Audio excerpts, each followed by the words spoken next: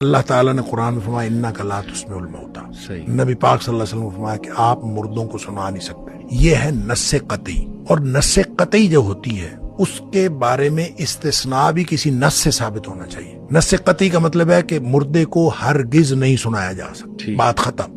اب اس میں استثناء دو باتیں نبی پاک صلی اللہ علیہ وسلم فرمائی، وہ استثناء ہو گیا، وہ نص میں آ گئی۔ ایک تو نبی کریم صلی اللہ علیہ وسلم نے بدر کے مقتولین تھے، تقریباً 24 لوگ تھے کہ ان کو ایک کنویں میں ڈالا گیا، اور ان کے ساتھ نبی کریم صلی اللہ علیہ وسلم نے کلام فرمایا خود۔ حضرت عمر فاروق رضی اللہ عنہ نے کہا بھی اللہ کے رسول صلی اللہ علیہ وسلم یہ تو مردے ہیں، ان کے اندر تو جانیں ہیں، روحیں ہیں ہی نہیں، تو یہ تو مردے ہیں، جسم ہے، تو آپ کس سے خطاب فرما رہے ہیں؟ نبی کریم صلی اللہ علیہ وسلم فرمایا کہ جتنا تم سن رہے ہو نا اس سے زیادہ یہ سن رہے ہیں، اس کا مطلب سن رہے ہیں۔ بالکل صحیح۔ اسی طرح جو آپ نے حدیث بتائی کہ مردہ قدموں کی چاپ سنتا ہے، جو لوگ دفنا کے واپس جا رہے ہوتے ہیں تدفین کر کے، ان کے قدموں کی چاپ سنتا ہے، تو سنتا ہے۔ یہ دو استثناء ہو گئے۔ رہی بات یہ کیسے سنتا ہے، یہ ہم اس پر بحث کر نہیں سکتے، لیکن سائنس نے مسئلہ حل کر دیا۔ میڈیکل سائنس کہتی ہے کہ جب انسان مرتا ہے تو فوری طور پر اس کا دماغ ڈیڈ نہیں ہوتا، اس کے سارے اعضاء کام کرنا فوری طور پر بند نہیں کرتے، بلکہ اس کو کچھ ٹائم لگتا ہے، 36 گھنٹے لگتے ہیں، 48 یا 72 جتنے بھی گھنٹے لگتے ہیں، کچھ ٹائم لگتا ہے، پھر جا کے اس کے سارے اعضاء ڈیڈ ہوتے ہیں، وغیرہ شروع میں ڈیڈ نہیں ہوتے۔